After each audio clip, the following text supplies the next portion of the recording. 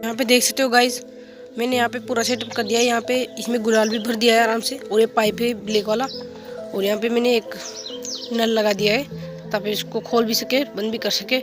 तो मैं जल्दी से हवा भर के टेस्टिंग करते हैं। तो यहाँ पे मैंने इसमें हवा भर ली है, तो इसकी टेस्टिंग करने वाले हैं।